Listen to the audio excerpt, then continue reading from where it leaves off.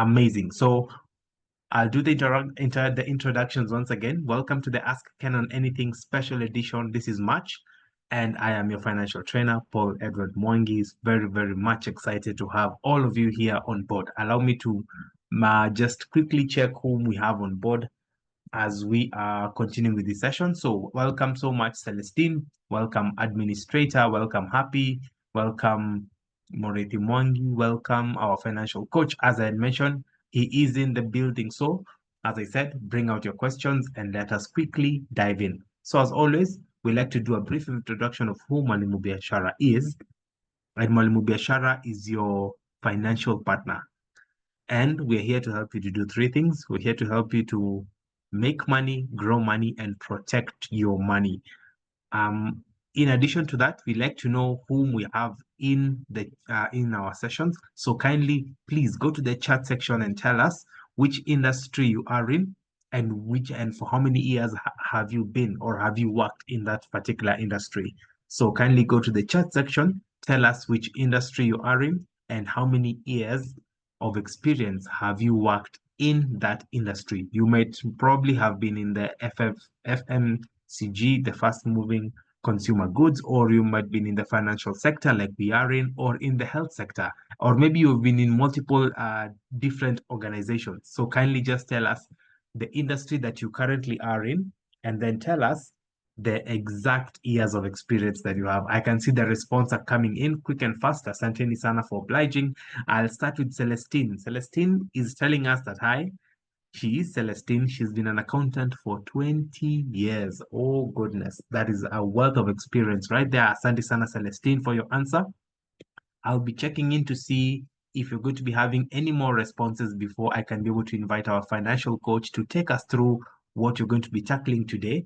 But before that, we'll be going through the poll. So I'll wait for one more response and then we can quickly go to what is the main agenda of the day. So kindly just go to the chat section, tell us the industry you are in, and tell us the number of years of experience that you have been working in. So I'll quickly be checking the chat section.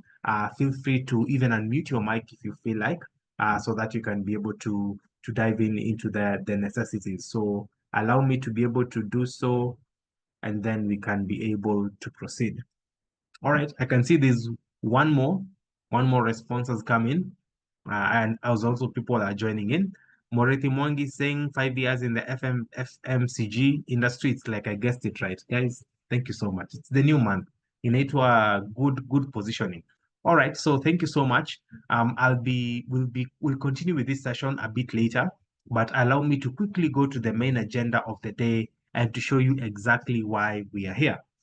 So we did a poll in our Kibeti community, and I know there are some of us who've joined us through the Kibeti community, and even there are some of us who I know have joined us through our socials. So karibuni sana for those who've joined. So for those of us who are in the Kibeti community, we had this poll that was running for the past couple of days, and we have this amazing topic that we're going to be tackling, and you're going to even have an event this Saturday, and I know we're going to be talking much more about it even as we are looking towards the answers. And we've had some amazing responses. The question was, what's your biggest side hustle struggle right now? I'll ask again, what is your biggest side hustle struggle right now? And even you can go to the chat section for those of us who might have not given their responses to tell us exactly in your side hustle, that side hustle biashara, that biashara you normally do. Maybe sometimes for us, it might not even be the side hustle. It may be the main hustle. You're struggling and you're telling us, well, me, by the way, when it comes to this biashara, sijui ni nini. I had the whole vision plan. I had the entire system all around it. But let me tell you the truth. The past couple of years, wengine watasema tangu COVID ingie or tangu the new regime ingie and what have you and all everything to do with that. It has been chaotic, you know. People are saying like right now World War III is beginning. Na sisi bado ndo tunaanza footing ya side hustle. Where will I start? So I'll check the responses as by the time that we were doing, or rather we were having these slides, it was around an hour before the session. And I know even now we've had some more responses to that. And quickly allow me to go and check the poll, which is currently running in our Kibeti community to tell you the current updated results that they are in for the poll. So the poll was quite simple. And if you hadn't answered, please kindly feel free to go to the chat section and answer. The question was quite simple. What is your biggest side hustle right now?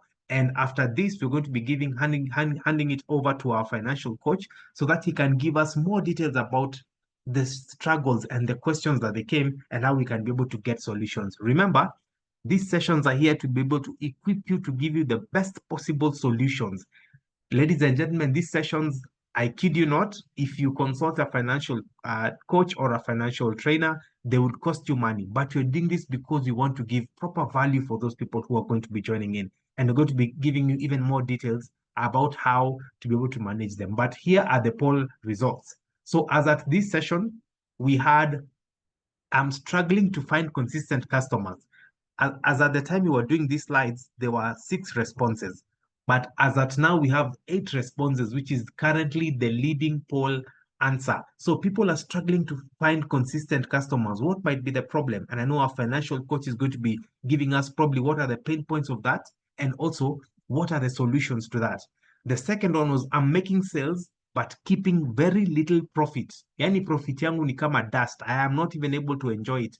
I'm working Monday to Saturday, sometimes even Sunday, but the money that I'm getting, it's only going to the expenses, to the rent, and then I'm left with nothing. How can I be able to solve this issue? That response had 2 people. And then the people who said, you know what, Edward, when I hear about side hustles, I have the idea. I have like multiple ideas. I have written them down, but the problem is taking that first step. How can I be able to start this? So that is part of the response. And then there was one person who said, I don't know if my idea is even profitable. Ladies and gentlemen, these are the questions that we will be tackling today. And I'd want us to quickly go and ensure that we have this sorted out and see how we can be able to find the proper answers to this. I can even see in the chat section, administrator natuambia, mimi kama admin, mimi shida yangu ni kufind consistent customers. I get one customer, then after 20 years mwingine anakuja. How can I be able to solve this problem? Thank you so much, administrator, for giving your answer. And I'm sure we're going to be diving right into it. So ladies and gentlemen, allow me now to pass the baton for our financial coach, Kennon, who will be giving us the responses to these questions. And if you have any further questions, kindly advise you, put them in the chat section and we will be tackling them, towards the very end of this particular webinar. I'll be a fly on the wall just to see exactly what will be happening. So Kennon, if you can be able to hear us, kindly let's take charge and let's see what sort of problems are people facing right now and how can we be able to give them the proper solutions towards them. So karibu sana Kennon, let's see how it goes. All right. Thank you very much, Edward. Please confirm you can hear me well and that you visible to you, Edward, and rest of us. Yes, I can hear you. A bit of interference, a bit. Topic to put out there.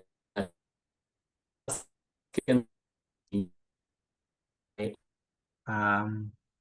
myself goodness. yeah. My opening up accounts to reflect what it means to the people who So sorry, Kennon, to interrupt. I'm probably facing a bit of a network issue on my end. I don't know, maybe is it me alone or someone can tell us in the chat? It's everywhere. Even me, I have the problem to hear him. Okay, it could be the rain, yeah. But maybe we can take it again. Kennon, if you can be able to hear us. It could be the rain, I know. I can hear you loud and clear.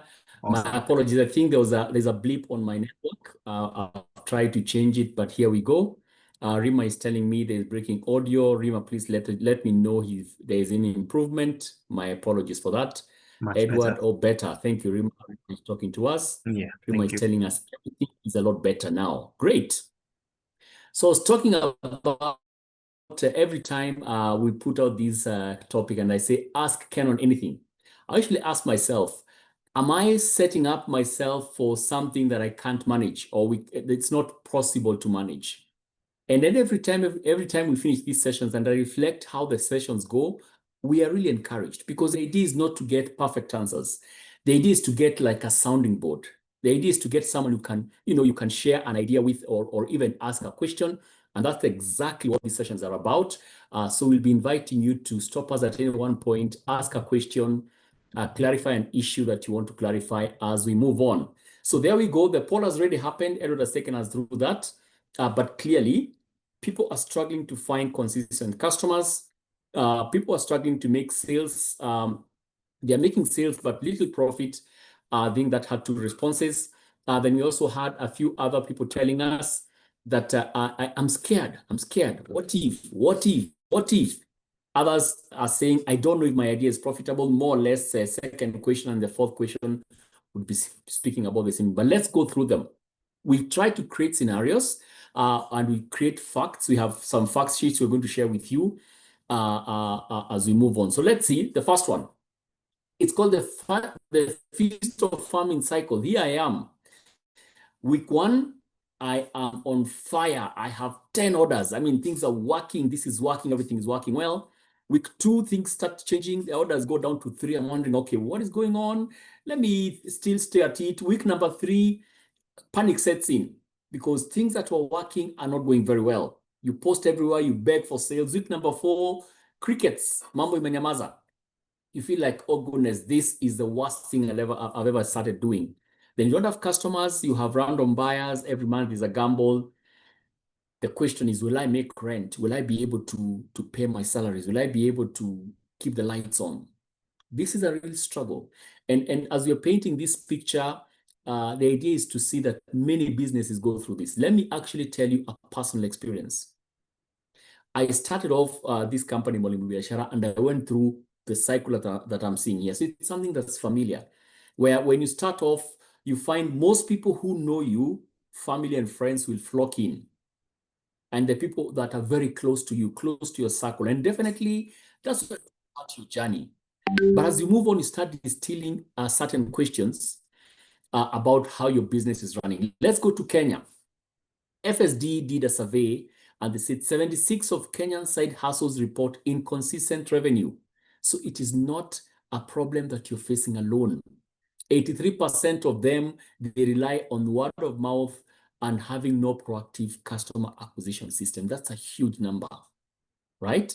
Now, again, McKinsey did a study and they said, if a business can have repeatable customer acquisition system, even if it's very basic, that a customer can come and experience what you're doing and they come back again. As rudimentary as it is, then you're 3 times more revenue than relying on luck. For sure, these are facts that you want to speak to. Today I was working, yesterday I was working in the supermarket and I was asking myself, the way you observe people, when you say consistent customers, are asking, is what I'm offering so necessary people are suffering without it? I see in the chart, we have an accountant, we have someone in FMCG. Ask yourself, what I'm trying to do, if it's taken out of the market, will people suffer? Will people really make noise? That's how to test your solution, okay? And here it is. When you get to market, you get to get consistent customers, there is a plan around it.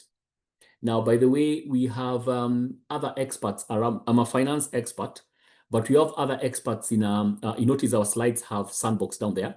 Sandbox is a group of experts where we sit together and we help people solve problems.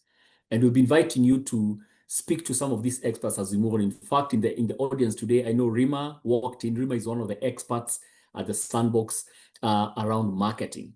But what I'm trying to put across is, even if we are having this kind of conversation from an accountant, there is a whole team backing what I am saying, and you can always ask any questions that you have. But you post 3 posts per week system. You can choose 3 or 2 or 1. The key is consistency. Consistency gets it running. And you wonder, if I'm starting a certain business and I'm not getting consistent customers, don't stop. Once someone told me, the world might be quiet. Maybe you're posting, no one is saying anything. People are seeing, people are observing. People are taking notes. And there's a part of Kenyans which they buy in silence. They may not even tell you much. You'll be surprised someone just walks in and says, Nipatio, do you still do this? Do you still do artwork? Do you still do this? And you'll be surprised people are watching. But consistency does it. Then get a customer list, however short as it is, even if it's just 10 people, just make sure you're consistently telling them what you do. Now, there's a difference between doing that and becoming a nuisance. You know, if you're desperate to make a sale, this may not work. So it's a matter of having a genuine conversation, okay? And it's not programmed. It's not like a robot. No, it's if you're talking to Kennon about buying a pair of shoes for my daughter who's in grade 7, make that conversation very real. Understand, let's talk about my daughter before you talk about the shoes. So there is a way to bring this conversation on the table. And then, of course, when you do that, you do it over and over again. There's a power of scaling, the power of making it repeatable as long as it has worked. That's another thing you could try. Again, partnerships work like magic.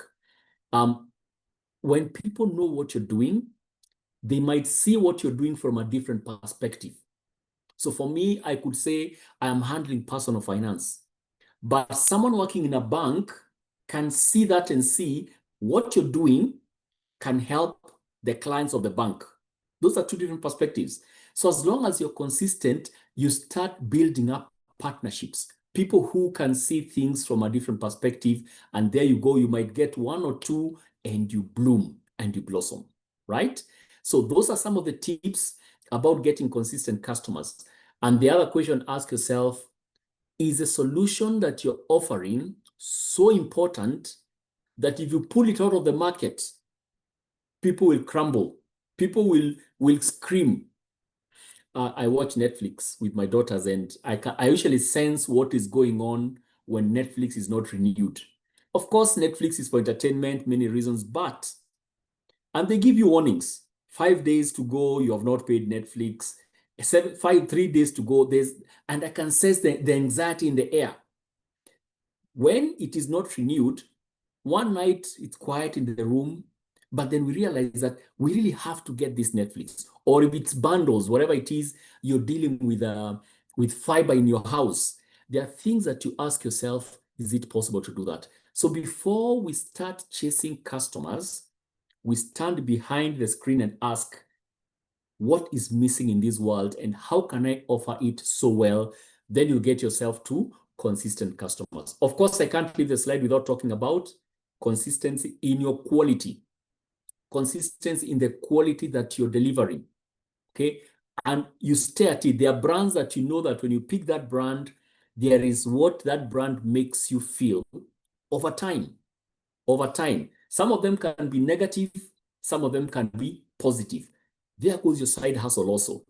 What do you consistently do? Maybe you decided to start distributing eggs in Nairobi. Just a simple solution, I want to distribute eggs. Now, there are so many egg distributors, Kennon.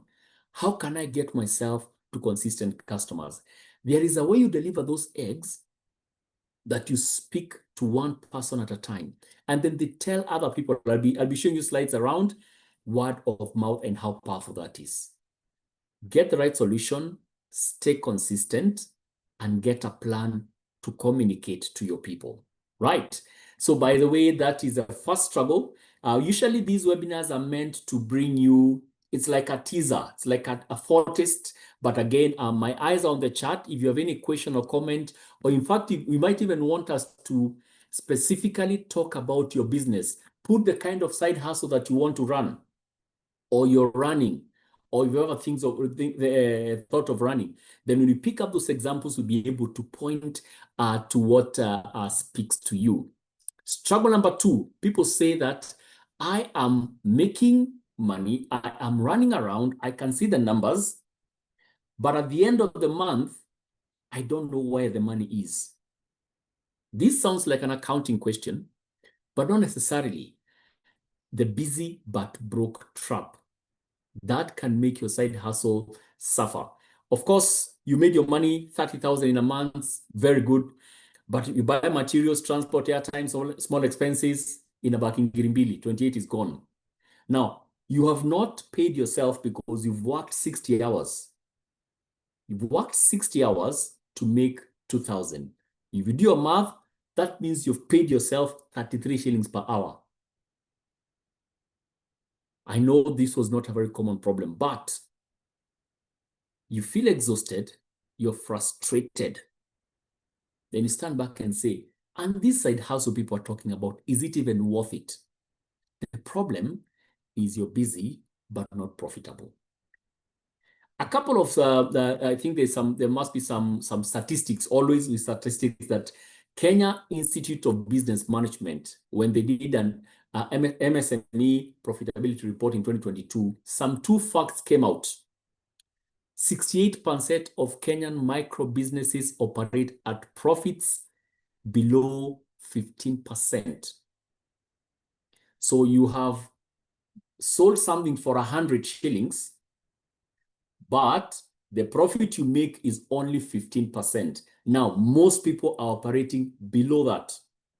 And then as others, they don't even know if they are running a loss. Because now when you say by the time you account for your time, other hidden costs, opportunity costs, it's a loss. So of course, at the Sandbox, we have people who can help you put your books into perspective. We have accountants who can help you piece this thing together. But for now, what are the quick solutions? As you think about your side hustle, so do not lose track of your expenses. You need to know, where are your costs coming from? Okay, so for every one sale you make, this is called unit economics. For every single, for me, I sell personal financial management classes. For every class I sell, how much did I spend on advertising, on customer acquisition, on video, on Zoom? I need to be so clear what the true costs are. Then I need to check that I know I've put 30% there. I know it varies from industry to industry, but these are good place to start. If in the service industry, 30% is a place you want to target and above. Of course, if in the goods, if you're merchandising, or maybe you're a hotel or a garage, these figures change. But you want to see that at least you're left with something. 30% is a good mark, because remember, the first 30% goes to the taxman. The other 30% goes to your cost of production. Surely the other 30% should come to you as a profit. If not, there's something that needs to change. So it's a matter of understanding what is the true profit that you're making. Another way you can do it is, it's called the expense elimination game. So you say, how can I reduce my costs while maintaining quality? I'll give an example. Again, the reason I'm giving examples with my company is so that we can get real life examples. But again, as I said, please put the business you have ever thought about in the chat, or any question you might have about any kind of business, then we'll give examples that relate to that. But for now, if I'm delivering this class today, like I'm delivering, when we started off, someone said, your video is not clear, your voice is breaking. Now that's poor quality. But I will see to that I cannot compromise that, because if my video is not good, then I'm losing it all. But I can say, what if I get into this bundle offers? Okay, maybe I buy the one for 1,000 shillings, have 8 GB instead of buying kidogo kidogo. I'm just giving a very loose example to show I don't compromise on the quality. It is a cost I find a way of cutting, right? The third way you can do is profit first pricing. People say, what is the value of what I'm about to bring to the market? It is okay to look at competition. It's okay to see what other people are doing. You sense check it. But that should not be the fundamental reason why you price yourself. That's why in the market today, there is soap that costs X and there is soap that costs double. Why? Both of them are soap.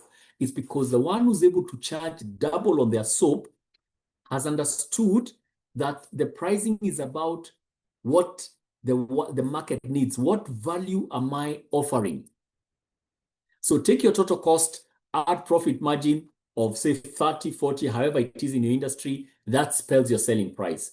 Then instead of playing the price game that I can give you a discount of 20%, focus on how can I give more quality without having to reduce the price. Then you start protecting your profits in that sense. I know we are halfway through the webinar. We ending it at exactly 9 o'clock. So this is a good time for you to put your questions in the chat that we want to look at as we move on. Problem number 3, I am scared to death. When I think about doing it, I can't. So I've been planning to start. The last I remember talking about my idea was last Christmas. But what has happened? So you have the idea, you know what to do, but you probably don't do it. Fear of what? Fear of failure, fear of being judged, fear of looking stupid, fear of wasting money, fear of not being ready. Yeah, so many of fears because I failed before. Then you tell yourself, I'll start when I have more capital. Or when I have a pack, now excuses start checking in. Meanwhile, the opportunity for you to offer is passing, to offer solutions is dwindling. Then you feel stuck. Then you sleep. Then the cycle continues. The cycle continues. There are 2 people who say the one of the struggles they have is they are scared to start. The paralysis of perfection. Quick facts. UNDP, Kenya Youth Report in 2023, did a report and said the fear of failure is the #1 reason that Kenyans aged between 18 and 35 never launch. They just fear. It is as simple as that. Then I ask myself, just think about this. Don't launch big, launch small. Think about the simplest way you can sell your service. Let's say I'm an accountant. I want to offer accounting services, and I can see how my firm can grow into XYZ. And I want to go offer my accounting services to an SME that's making 100 million a month. That's very good. But start with a small one. It can even be a relative's job. Somewhere you can test your idea. It's called the micro start method. But again, don't stay there for long. Don't stay there for long. You're just doing this for you to just get a head start and to allow you to make the mistakes that you can make, because you ask yourself, so what's the worst that can happen? Okay, which is the second one, the worst case scenario. If I start this side hustle and it fails 100%, I won't die. I will probably have learned so many lessons. And then you say, so what's the best that can happen? Sometimes we end up putting so much emphasis on what can go wrong and forget to put emphasis on what can actually go right, what can work.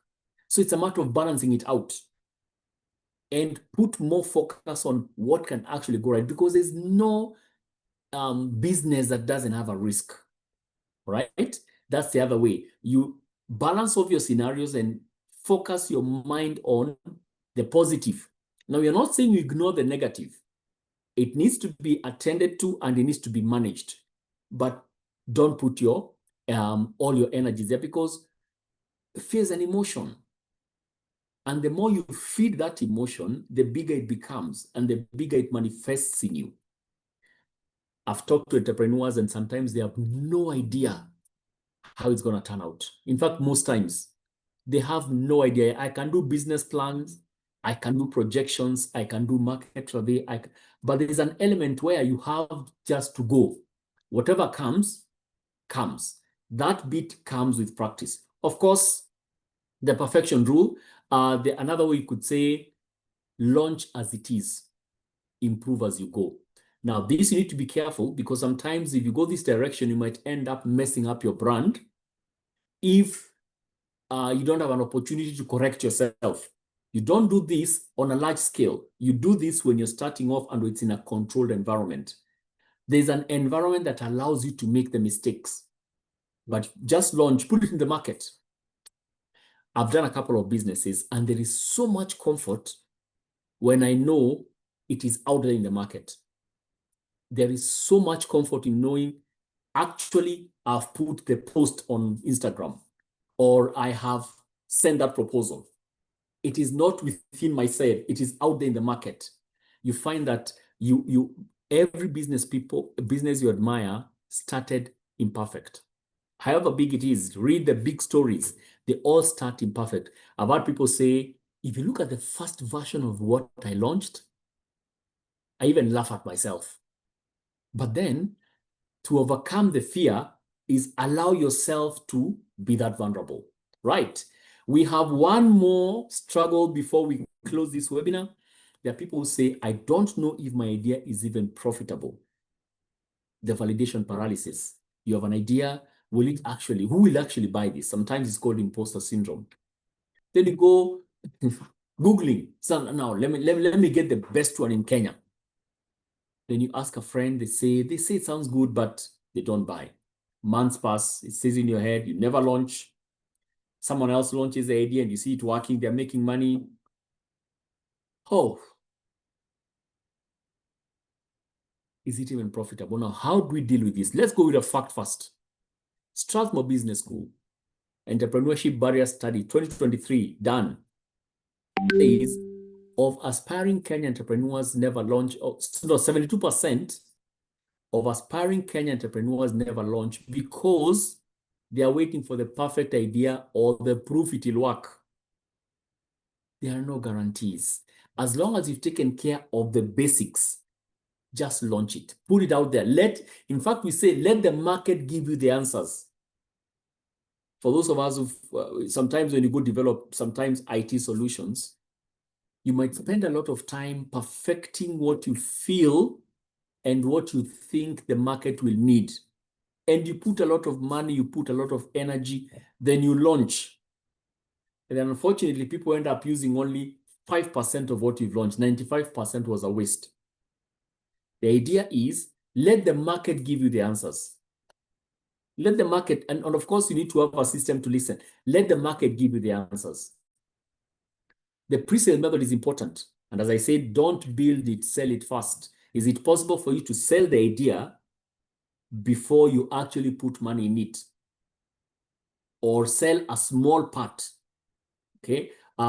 If it's about something, I want to bring Kenyeji chicken to my office. I want to start that business. I want to go do Kenyeji chicken, then I want to start supplying in the offices.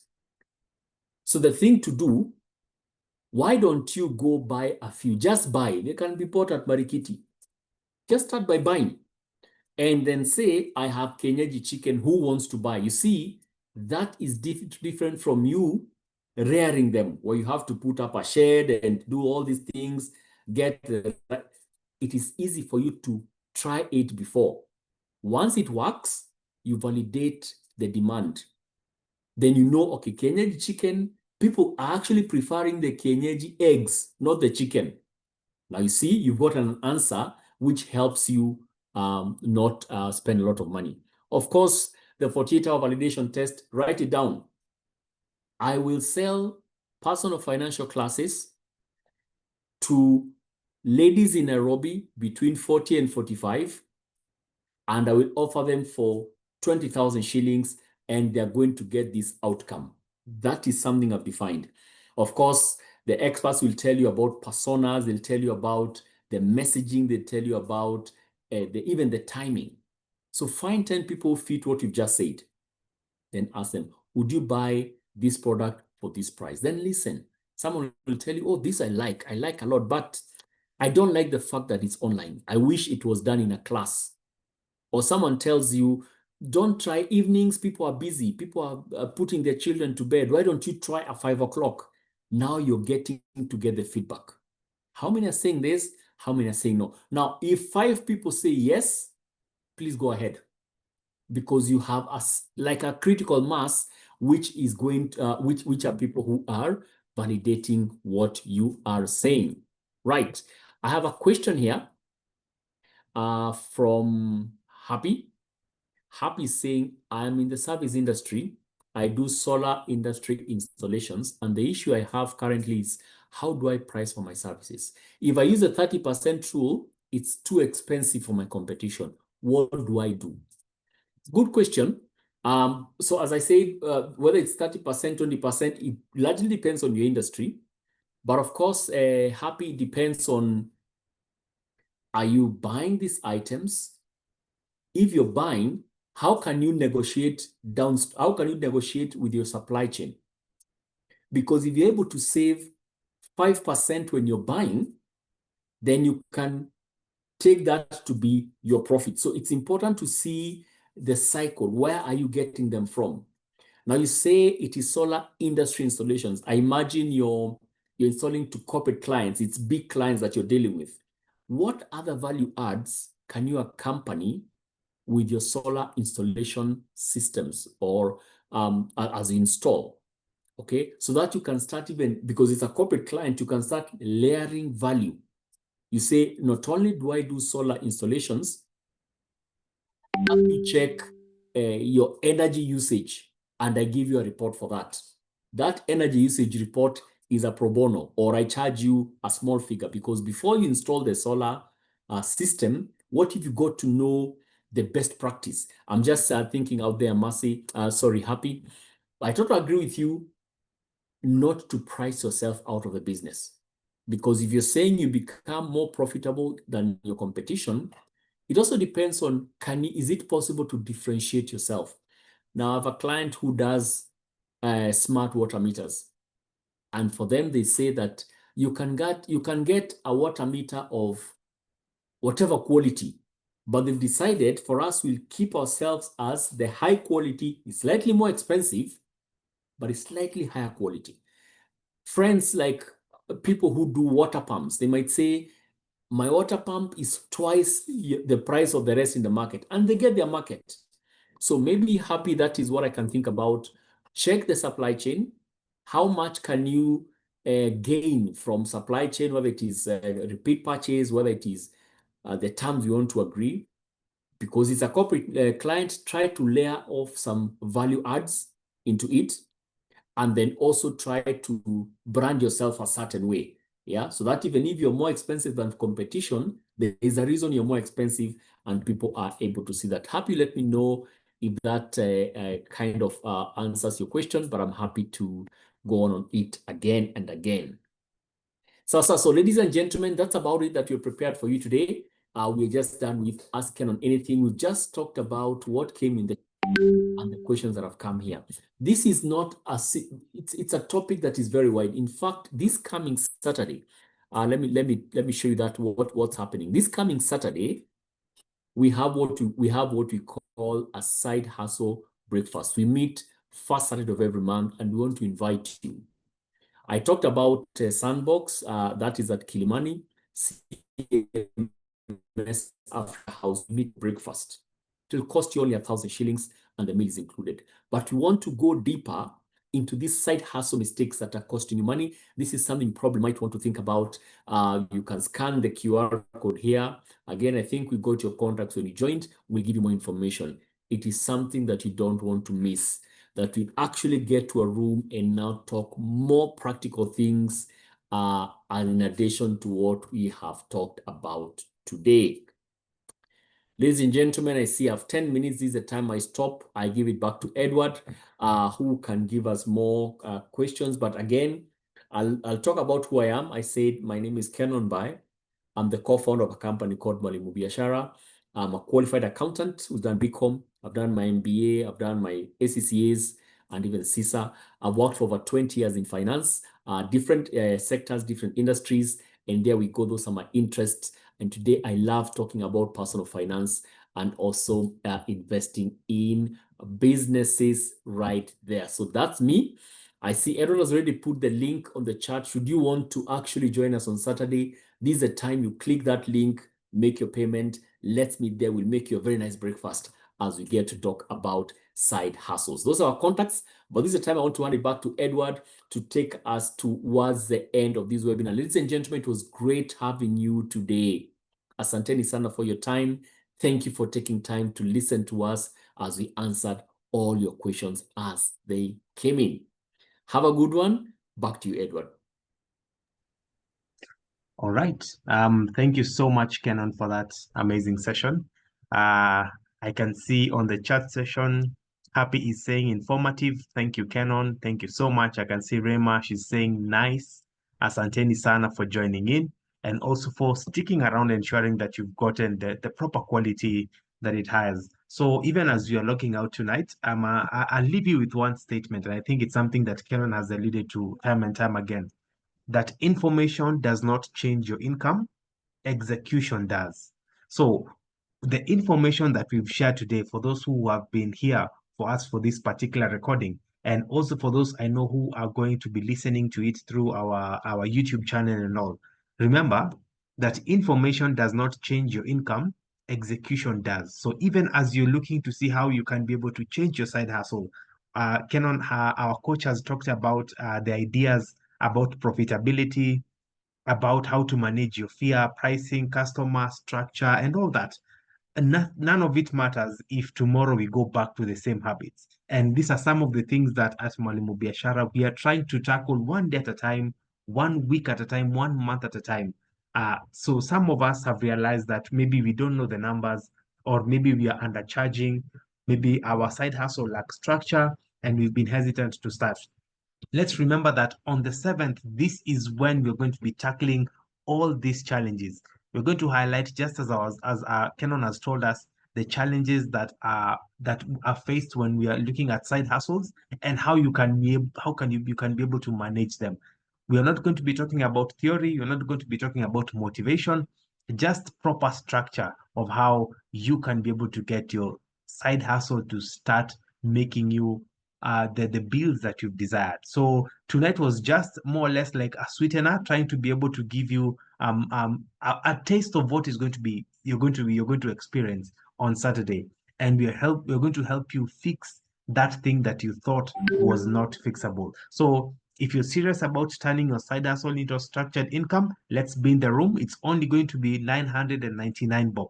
That is the charge that you're going to be that is going to be there. With that 999, you're going to be there's going to be free breakfast. So don't you worry. The timing, we normally start at 9:30. We take our breakfast for around 30 minutes. We mingle a bit, and then now we get to the meat of the session and how we can be able to elevate our brands and how we can be able to continue with this. So kindly, please, if you can, secure your seat before you sleep tonight, because here's the truth: your side hustle should fund your dream and not your frustration. So for those who've been able to join us, I'd like to do this personally. So allow me to say thank you, administrator. Thank you, Rima. Thank you, Happy. And thank you, our financial coach, Kennon Mbae, for the amazing time. So thank you for the engagement, and thank you for choosing growth. Let's build wisdom and wealth together. Have a good night, money builders. And just in case of anything, or you need more inquiry, kindly, we are there available on our Kibeti group. We will be able to engage further. Asanteni sana. I have been your financial trainer, Paul Edward Mwangi. It's been amazing to be here. Have a good night and take care of yourselves. See you on Saturday. Asanteni.